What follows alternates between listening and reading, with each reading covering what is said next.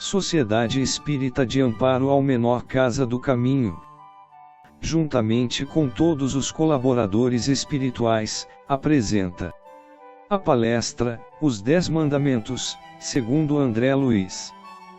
Com a palestrante, Terezinha Santana, ocorrida no dia 18 de agosto de 2021, no Centro Espírita Casa do Caminho.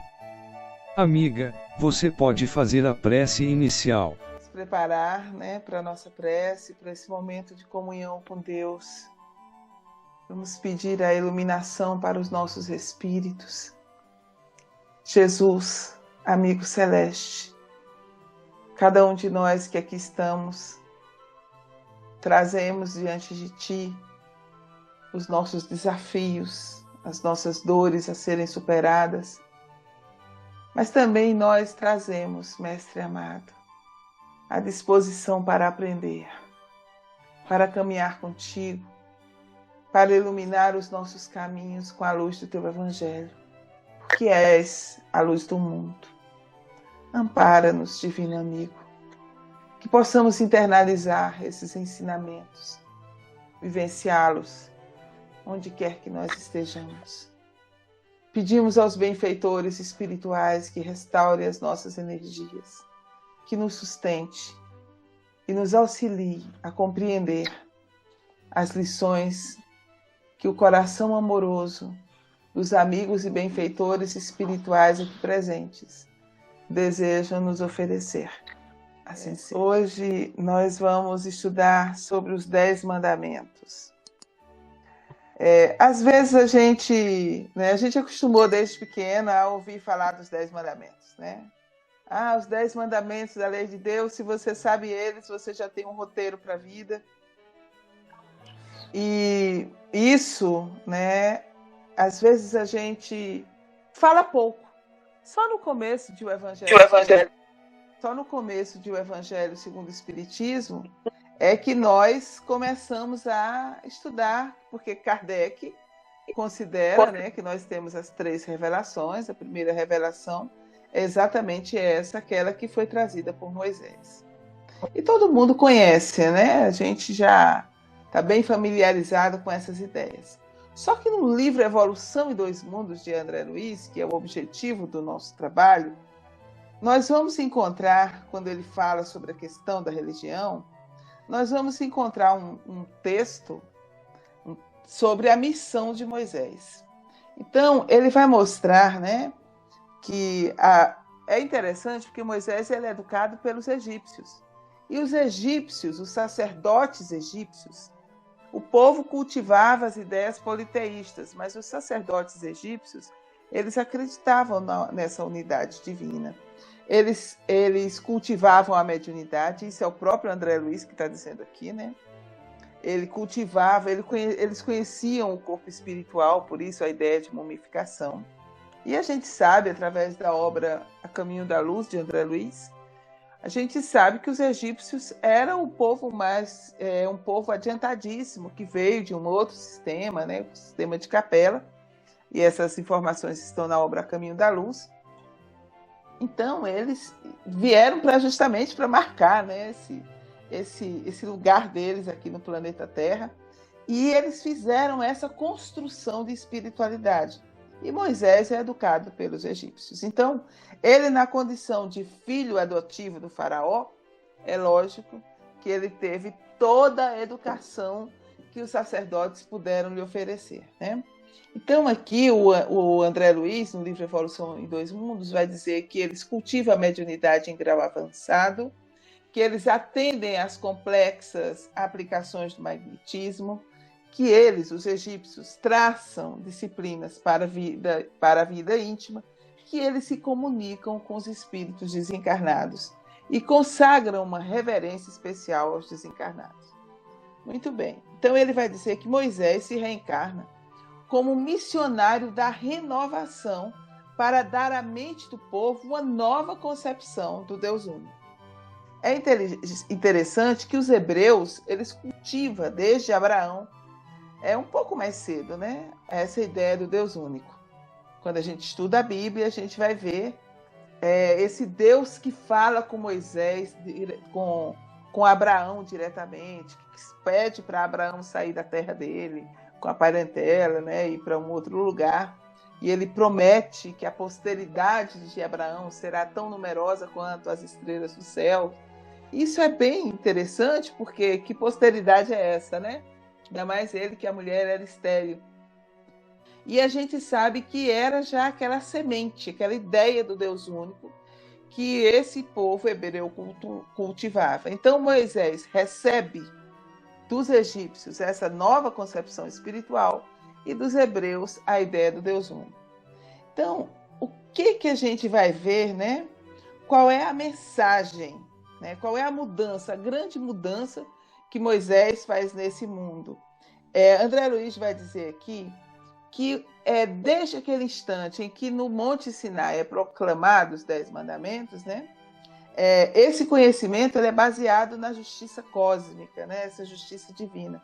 Então, a mensagem de Moisés ele vai trazer para o homem comum que perante Deus, qual é o objetivo dos 10 mandamentos? Perante Deus, o único Senhor do universo, a obrigação de cada um é respeitar o direito dos seus semelhantes. Então, quem é o próximo, né? Os irmãos, os filhos, todos somos filhos de um mesmo pai. Então, essa ideia começa com Moisés. O que Jesus diz, né? Eu não vim destruir a lei, mas dar cumprimento a ela. E por isso que mais tarde, quando aquele doutor da lei se aproxima e pergunta, né? Qual é o resumo da lei? E Jesus vai dizer, ama teu Deus de todo o teu coração, de todo o teu entendimento, de todo o teu espírito, e ama teu próximo como a ti mesmo, porque esta é a lei e os profetas, né? Então, por que você não pode amar a Deus sem amar o seu próximo? Você não pode amar o seu próximo sem amar a si mesmo. Então, quando nós estudamos os 10 mandamentos, nós vamos ver o último mandamento, o 10º mandamento, diz respeito ao amor a si mesmo. O amor a si mesmo. Os outros 4 mandamentos vão dizer respeito à nossa relação com o próximo. Nós vamos ter um mandamento especial, que é o que fala para as nossas obrigações com os nossos pais. Honra teu pai e a tua mãe. E os 4 primeiros mandamentos que diz respeito a Deus, né? Na tradição judaica é dessa forma. Na Igreja Católica eles fizeram uma adaptação, aí tem uma mudança nos mandamentos. A tradução que está no Evangelho segundo o Espiritismo é uma tradução católica. Então vamos lá. Então a religião com Moisés, né? Essas ideias de justiça, solidariedade, de deveres uns com os outros, esses cuidados uns com os outros, começa ali com Moisés, mas isso para o povo. Porque os sacerdotes egípcios, eles já tinham esse conhecimento. Mas agora isso é trazido para o povo.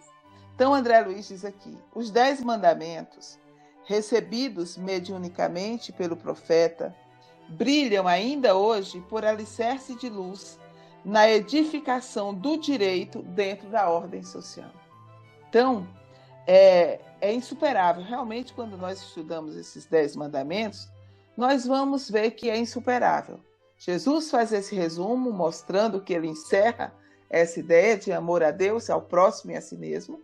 Mas aqui, quando nós desdobramos, nós nos encantamos com a sua beleza e também com esse significado novo que nós vamos dando à nossa própria vida, a uma interpretação diferente. Então, vamos lá. Ele diz aqui, a palavra da esfera superior gravava a lei de causa e efeito para o homem, advertindo solenemente. Então, qual é o objetivo dos 10 mandamentos? Nos lembrarmos da lei de causa e efeito, né? Dessa lei que nos mostra que tudo aquilo que a gente semeia, a gente colhe. Então, vamos semear coisas boas. André Luiz começa o primeiro mandamento. Consagra amor supremo ao Pai de bondade eterna, nele reconhecendo a tua origem divina. Então, amor a Deus acima de todas as coisas, né? Como é que esse mandamento está Bíblia hebraica. Ele diz aqui: eu sou o Eterno, teu Deus, que te tirei da terra do Egito, da casa dos escravos. Esse é o primeiro mandamento. Aí a gente começa a pensar, né? Espere um pouco. Então, o que significa isso quando ele diz: eu sou o teu Deus, o Eterno, que te tirei da casa dos escravos? Porque só há uma forma da gente se libertar da escravidão em que nós nos encontramos, das nossas prisões mentais. A escravidão no Egito, simbólica ou não, nós podemos trazer para os nossos dias. O que nos escraviza? O que constitui as nossas prisões? E o que pode nos libertar? O Emmanuel vai dizer no Consolador que o mal ocorre, né? A origem do mal é quando nós tiramos Deus do centro da nossa vida. Então, quando ele diz aqui: eu sou o Eterno, teu Deus, que te tirei da casa dos escravos, ele está me lembrando que ele é o centro de tudo. O centro do universo é essa luz imperecível. Há uma fonte. Chame Deus, chame Eterno, chame como quiser, né? Agora, o tal, seja como quiser. Há uma fonte que origina tudo. É o nosso divino Pai Criador, né? Então, próximo mandamento, segundo André Luiz: precata-te contra os enganos do antropomorfismo, porque padronizar os atributos divinos absolutos pelos acanhados atributos humanos é cair nas perigosas armadilhas da vaidade e do orgulho. É terrível. Uma das coisas mais terríveis que existe é quando um religioso, seja ele quem for, diz: não, mas a vontade de Deus é que você faça isso. A vontade de Deus a seu respeito é essa ou aquela. Isso é uma coisa muito séria, né? Porque muitas vezes o que nós fazemos? Qual é o grande problema do materialismo, né? Tem um livro fantástico de um teólogo alemão, Feuerbach. Esse livro é o livro que o título dele é A Essência do Cristianismo. Esse livro é o livro que dá origem à filosofia materialista propriamente dita. E o que ele vai dizer? Né? Que toda religião é uma antropologia, toda religião é uma forma de conhecer o homem. Então, o que ele vai dizer? Que o homem transforma, faz o seu Deus a sua imagem e semelhança. E ele está certo. Porque quando a gente vai ver cada religião, nós espíritas gostamos de um pensamento livre. Nós somos pessoas que questionamos, gostamos de questionar, né? Por que eu escolho o espiritismo como um caminho, como uma religião, como uma filosofia da religião? Porque ele me permite essa liberdade de pensar e me mostra a responsabilidade.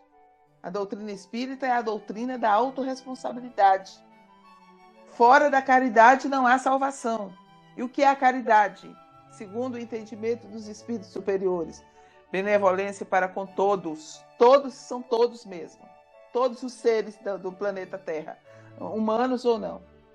Indulgência para com as faltas alheias.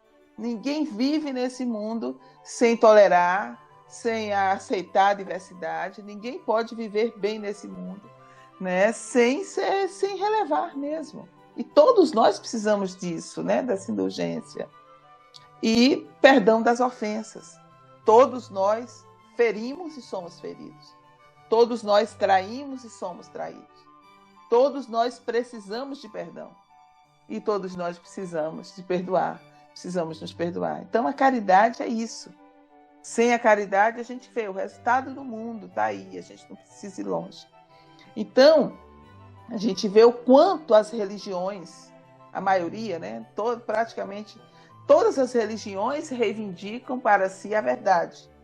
Qual é o grande problema? É quando nós queremos impor a nossa religião aos outros. E é uma das coisas mais tristes que existe, são as guerras religiosas, que até hoje existem. Até hoje nós temos cristãos que são mortos, pessoas de outras. Até hoje nós temos cristãos atacando cristãos, né? Até mesmo espíritas, muitas vezes, criticam as religiões de outras pessoas. Então, esses são os enganos, né? Os enganos que nós cometemos porque nós achamos que a nossa religião é melhor que a dos outros. E na Bíblia isso está traduzido como não terás outros deuses diante de mim. Esse é o segundo mandamento. Não farás para ti imagens de escultura, figura alguma, do que está em cima dos céus ou abaixo da terra, ou na terra e debaixo das águas. Isso aqui são os enganos da forma, né? É essa ideia aqui que André Luiz coloca, né? Ele diz essa que a gente acabou de colocar aqui, né? Essa idolatria. Hoje, quais são os nossos ídolos? O que nós adoramos? Numa sociedade de consumo, o que é sucesso? Não é você ser rico, bonito, inteligente, ter um corpo perfeito. Quais são os nossos ídolos? Tem uma mensagem de André Luiz no livro Missionários da Luz, Alexandre, quando está se despedindo, o mentor Alexandre, o mentor espiritual, ele fala justamente dessa idolatria. Quanto tempo nós gastamos para que possamos destruir os ídolos que nós erigimos? Quantas vezes nós transformamos pessoas em ídolos e nos decepcionamos e nos machucamos por isso? Nós convertemos os nossos filhos em ídolos, convertemos os nossos pais em ídolos, os nossos amigos, os nossos líderes. Meu Deus, essa pessoa é maravilhosa, maravilhosa, maravilhosa. E vem a decepção, porque nós somos humanos. E quando eu converto alguém em meu ídolo, eu estou transferindo, eu estou projetando coisas de dentro de mim ali naquela pessoa. E é claro que essa projeção ela vai sair muito cara. Né? Por quê? Porque em algum momento eu vou decepcionar você. Em algum momento eu vou ferir você. Querendo ou não, eu vou ferir. Porque isso faz parte da nossa humanidade. Às vezes eu não quero, né? Não é nem intencionalmente, mas acontece. E vai acontecer das outras pessoas comigo. Né? Isso é natural, é humano. Por isso que o perdão ele está intrínseco, né, na caridade. Ele diz aqui, não te prostrarás diante dos ídolos, né? Eu vou pular um pouquinho por causa do tempo. Mas aqui ele vai dizer, eu sou o eterno, teu Deus, Deus zeloso que cobra a iniquidade dos pais nos filhos, sobre terceiras e sobre quartas gerações dos que me aborrecem, e faço misericórdia até 2000 gerações aos que me amam, aos que guardam os meus mandamentos. Ah, quer dizer que os filhos pagam pelos pais? Não, gente. Quando a gente lê há 2000 anos, a gente vê o bisavô, o Públio Lentulus Sura, bisavô do Públio Lentulus, né? Olha aí, a quarta geração. Ele que foi o bisavô está ali voltando, né? Aqui a gente vê o que é a reencarnação. A gente vê que muitas coisas que aconteceram, né? As pessoas que estudam essas áreas de transgeracionalidade, né? Os problemas que tem lá na família 200, 300 anos atrás respingam hoje, nos dias de hoje, nos netos, bisnetos, trisnetos. Por quê? Primeiro, porque somos os mesmos que vamos e voltamos. E segundo, porque aqui muitas vezes aqueles ciclos vão se repetindo, porque nós precisamos passar por um processo de transformação. Então, se a gente vive de acordo com o bem, de acordo com a lei divina, é diferente. É isso que ele está dizendo aqui, até 2000 gerações. Quer dizer, é possível viver em paz. Por quê? Porque aqui nós somos árvores de vida. A árvore da vida não é uma coisa estranha. Somos nós. Todos nós fazemos parte desses galhos da árvore da vida. Nós somos frutos dessa árvore, cujas raízes estão no invisível, estão nos céus. Aqui na Bíblia ele vai dizer, não jurarás em vão o nome do Eterno teu Deus, porque o Eterno não livrará o que jurar em vão o seu nome. Né? Então, o que é o juramento em nome de Deus? Né? Você jura sobre a Bíblia? É muito mais do que isso. O juramento em nome de Deus, o que nós estamos fazendo aqui nesse momento? Né? Nós estamos aqui defendendo, falando sobre os princípios da nossa religião. Nós estamos aqui falando do que nós consideramos como verdade. Isso aqui para nós é a verdade, né? Então, pronto. Esse é o nosso contexto. O nosso religioso é esse. Esses são os preceitos que nós acreditamos. Nós somos espíritas. Agora, na condição de espírita, eu não posso simplesmente dizer, né, que a religião católica, muçulmana, seja qual for, está errada e que a minha é melhor do que a dela. Por quê? Porque quando eu faço isso, eu estou envolvendo um julgamento divino. Às vezes é muito comum, né? Essa pessoa está assim. É uma coisa muito séria isso, porque às vezes a gente olha para as pessoas e ali estão, né, as dificuldades que elas estão vivendo e nós estamos ali aplicando a justiça divina a elas. Né? Ela está assim porque na outra encarnação ela fez isso. Por isso, por aquilo. Gente, a gente tem que ter cuidado com as coisas que a gente fala. Porque dentro daqui do nosso contexto é uma coisa, da outra pessoa é outra, né? Daquele outro grupo. Então a gente precisa, como o André Luiz está dizendo aqui, abstente de envolver o julgamento divino na estreiteza dos teus julgamentos. Deus quer isso, Deus quer aquilo, não. Por isso que em espiritismo, o que faz sentido? A gente estudar, estamos aqui estudando. O que a Terezinha fala é uma interpretação. O que os espíritos superiores falam é uma interpretação dos espíritos superiores. Eles trazem para nós e isso, nós gostamos dessas ideias e admitimos essas ideias como verdadeiras. Maravilha. Outra coisa que ele coloca aqui, lembra-te do dia do sábado, né? Santifica o do Shabá, não é propriamente o sábado. A ideia do Shabá para os judeus, gente, é que a gente vive naquele dia, no sétimo dia, como reconhecendo que tudo que nós precisamos, nós já temos. Essa é a ideia do Shabá. É uma palavra que é impossível de ser traduzida, né? Então, ele vai dizer aqui, 6 dias trabalharás e o 7º dia pertence ao Senhor. É muito bonito na Bíblia hebraica quando ele fala isso, né? Por quê? Porque o Eterno fez o céu e a terra, fez as suas obras e descansou no 7º dia. Como é que André Luiz traz isso, né?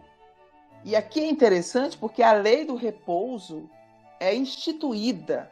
Pense, nesse momento, no mundo de escravos, no mundo onde as pessoas trabalhavam até a exaustão, não tinha aposentadoria aos 70 anos, não, Bernadette. Trabalhava até a exaustão. E era dessa forma, os escravos eram animais, né? Ainda tem pessoas que acham que as pessoas são animais, até mesmo de hoje, mas naquela época isso não existia. Eles instituem a pausa como uma ordem divina. Kardec vai colocar isso no Livro dos Espíritos, como a lei do trabalho, mas também a lei do repouso, né? Qual é o imperativo do repouso, é o limite das forças. Então, como é que André Luiz traz isso aqui para a gente? Recorda o impositivo da meditação em teu favor e em benefício daqueles que te atendem na esfera do trabalho, para que possas assimilar com segurança os valores da experiência.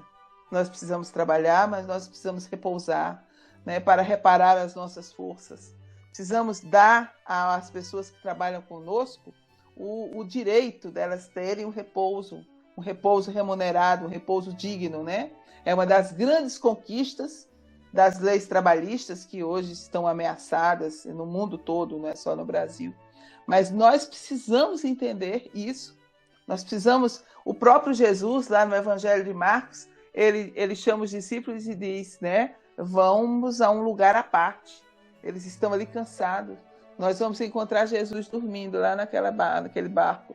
Seja simbólico ou não, tá Jesus lá no barquinho da tempestade, descansando um pouco depois de um dia de trabalho. Então, o André Luiz continua. Lembra-te de que a dívida para com os teus pais terrestres é sempre insolvável por sua natureza sublime. Aqui ele vai dizer, honrarás o teu pai e a tua mãe para que se prolongue os teus dias sobre a terra que o eterno Deus te dá. E aí a gente vê que um dos deveres mais sagrados do ser humano é honrar os seus pais.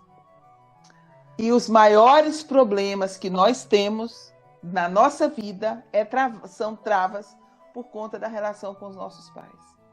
Às vezes a gente diz, não, mas eu perdoei meu pai, minha mãe. não perdoou. Muitas vezes não perdoou. E a vida trava. E esse perdão não é um perdão assim consciente. Não, eu vou perdoar meus pais por isso, por aquilo. Não. É o modo como nós vivemos. Muitas vezes nós vamos carregando aquelas dores na vida, né? E aí a gente, quando volta para analisar, meu Deus do céu, né? Tem uma relação aqui com aquilo que o pai disse, com aquilo que a mãe disse. É como se a nossa luta maior fosse por esse reconhecimento dos pais. Então, quando a gente estuda essa questão profundamente, aí a gente entende, meu Deus, como esse mandamento ele é necessário. Ele é tão importante que tem uma autora, o nome dela é Alice Miller. Ela escreveu um livro que é terrível, esse livro, O Drama da Criança Bem Dotada, que ela diz que, no caso dela, é o quarto mandamento, porque ela se baseia na tábua católica. Ela diz que esse quarto mandamento, esse mandamento de honrar pai e mãe, deveria ser banido, riscado, porque os problemas, as raízes dos problemas estão aí. Porque existem pais que são tóxicos realmente. Só que a doutrina espírita vem nos mostrar o contrário. A doutrina espírita, Allan Kardec, para ser mais exato, é uma pena que Alice Miller não teve essa oportunidade de ler Kardec. Né? Ele vai dizer que os filhos não têm o direito de julgar os pais. Né? Que se eu tenho um pai que foi muito difícil, eu busquei aquele pai e aquela mãe. Então, aqui tem... E mesmo que não houvesse nada, reencarnação nem nada, os nossos pais nos deram a vida. Minha mãe me jogou no lixo, me deu a vida e me jogou no lixo. Então, mas me permitiu que eu vivesse. E a vida é uma experiência necessária. Independentemente de sermos espíritas ou não, a gente precisa entender que a vida é a vida. É a manifestação da presença divina no ser. A vida é isso, né? Então, continuando aqui, ele vai dizer, não matarás. Tá. Já falei. Não matarás. O que é que André Luiz vai dizer? Responsabilizar-te-ás pelas vidas que deliberadamente extinguires. Ele não está falando aqui de vidas humanas. Nem André Luiz, nem Moisés, né? O livro do Êxodo. Né? Ele está falando de vidas. As vidas que extinguires.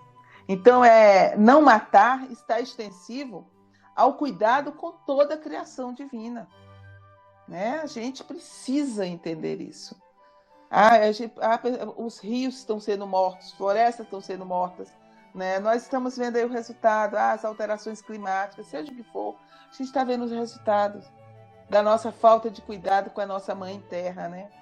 Então, a gente começa a repensar o nosso modo de vida, porque o preço é alto.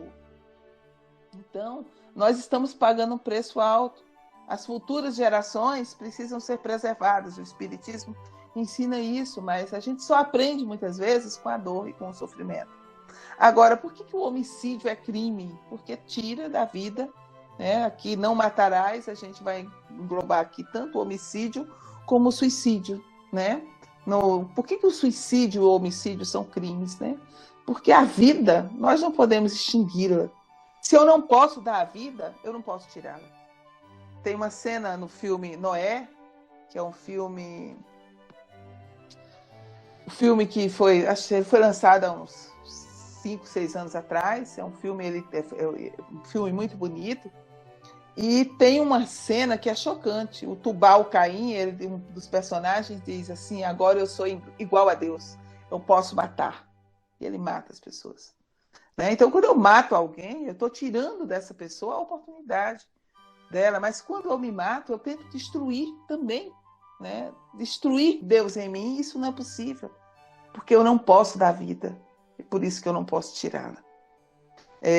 Uma vez eu tive uma discussão na faculdade, né? Era uma aula, uma situação muito séria, era uma das aulas de ética, e ali estava a discussão sobre eutanásia, sobre suicídio, né? Os colegas que defendiam o suicídio, que defendiam a eutanásia, defendiam o aborto, e era uma discussão muito séria sobre isso.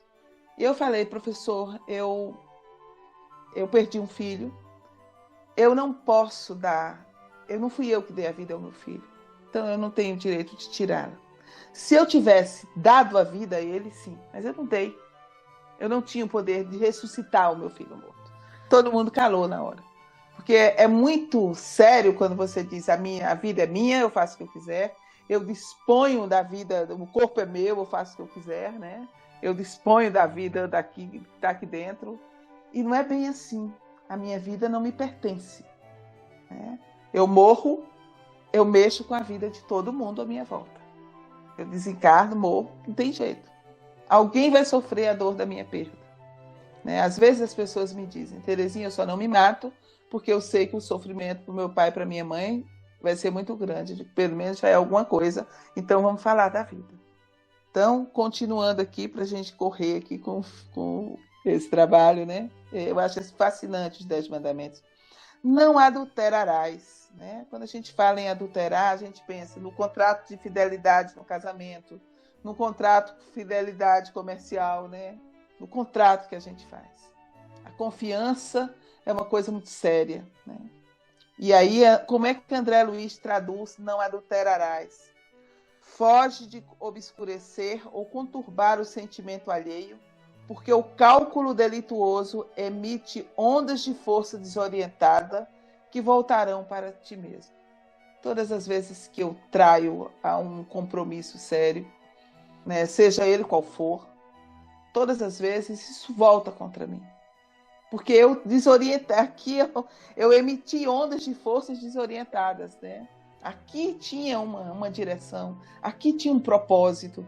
Nós fizemos um contrato, seja do que for. E é que eu mexo nesse contrato, eu adultero esse contrato, eu leso a sua confiança. Aí a coisa fica difícil, né? Então, não é tão simples assim, mas seja como for, a gente cria uma culpa, a gente cria uma dor, a gente cria um sofrimento para outra pessoa.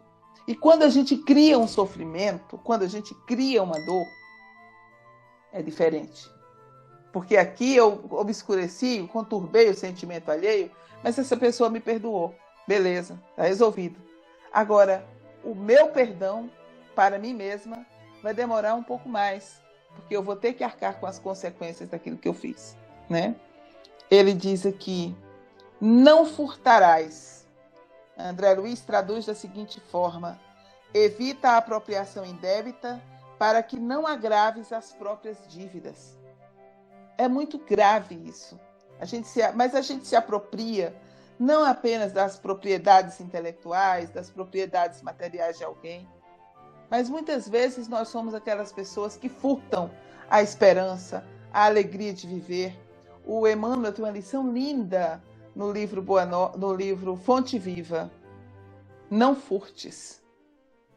É onde ele mostra como a gente furta o tempo dos outros, né? Eu estou até furtando os minutinhos de vocês aqui. Então, os 10 mandamentos, ele tem um sentido muito maior, muito mais amplo, né, do que apenas... E você vê que, de fato, ele vai servindo de base... Falta um pouco, gente. Ele vai servindo de base, né, para a justiça. Ele é realmente a expressão da justiça. Não darás falso testemunho contra o teu próximo. A gente vê que até mesmo na lei humana, o réu pode mentir a benefício de si mesmo, mas a testemunha não pode mentir. Aí vem uma coisa muito séria. O que é um falso testemunho?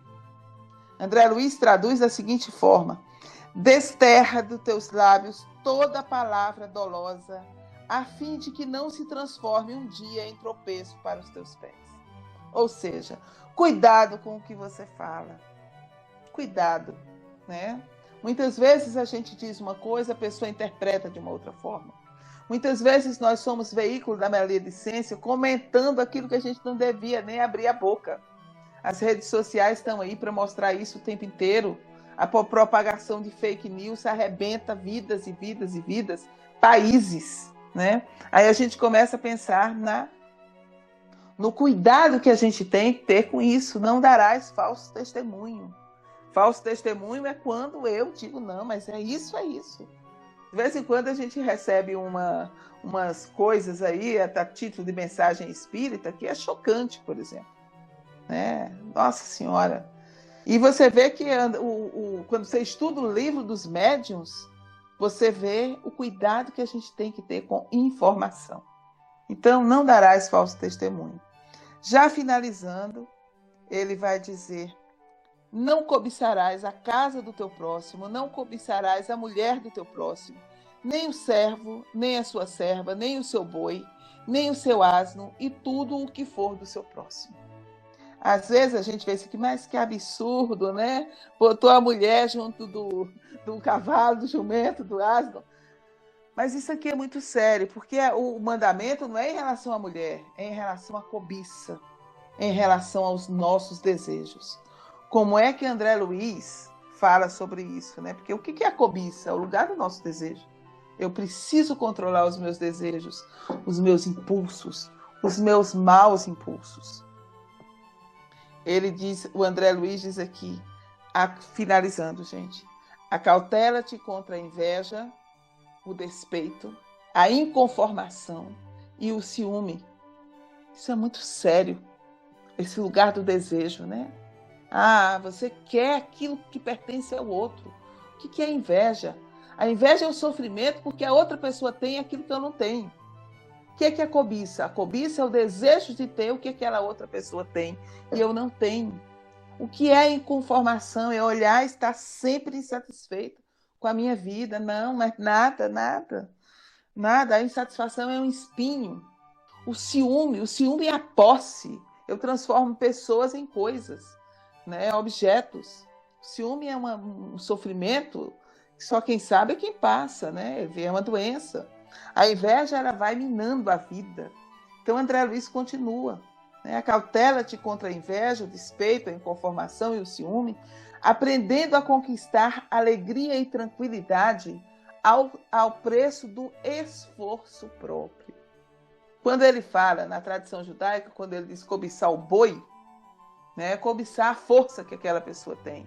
Cobiçar a mulher, cobiçar aquela família que ele tem, né? Muitas pessoas destroem a vida, chega para destruir a vida das outras pela inveja, né? E a sua própria, porque não tem como eu fazer tudo isso e não fazer mal a mim mesmo. Então ele vai dizer, André Luiz finaliza dizendo: aprendendo a conquistar alegria e tranquilidade ao preço do esforço próprio, porque os teus pensamentos te precedem os passos, plasmando-te hoje o caminho de amanhã. Quais são os pensamentos que eu alimento? Quais são os desejos que eu alimento? Eu tenho os desejos da minha alma e os desejos do meu ego.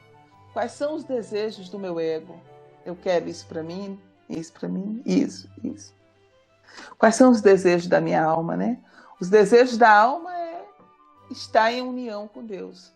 O desejo do ego é satisfazer aquilo que eu... ter o que eu quero, do jeito que eu quero, na hora que eu quero. Então, finalizando, André Luiz vai dizer isso: os teus pensamentos te precedem os passos, plasmando-te hoje o caminho de amanhã. Minha vida hoje é resultado. Porque que ela tem e eu não tenho. Resultado. Então, se eu tenho esse resultado, o que eu já sei que é isso? Então, eu tenho que plantar de uma forma diferente, né? Na carta de Paulo aos Gálatas, que tem 2 Paulos, eu vou acrescentar o 3º Paulo, ele vai dizer, né? De Deus não se zomba. Tudo aquilo que plantares, colherás. Hoje a minha irmã publicou no Instagram dela, né, um feijão que ela jogou lá para ver se ela despistava as formigas, e aí acabou nascendo feijão. As formigas preferiram as roseiras. Eu falei para ela: eu sou igual às suas formigas, eu prefiro as roseiras. Gente, era isso que a gente tinha que falar sobre os 10 mandamentos. Vocês me desculpem porque eu furtei alguns minutos. Agora, um dos participantes fará a oração de encerramento. Vamos lá agradecer hoje todo esse conhecimento, esses saberes divididos, compartilhados. Muito obrigada, espiritualidade amiga, por toda essa informação. Obrigada pelas vibrações de amor, de conhecimento, de alegria, que a gente tenha uma semana fantástica e que a gente possa utilizar esse aprendizado durante essa semana que a gente assimile todo esse saber. Muito obrigada, Mestre Jesus. Obrigada a Deus Pai por todo o conhecimento e aprendizado de hoje. Que assim seja. E agradecemos por você ter assistido esta palestra. Se você gostou, compartilhe com seus amigos.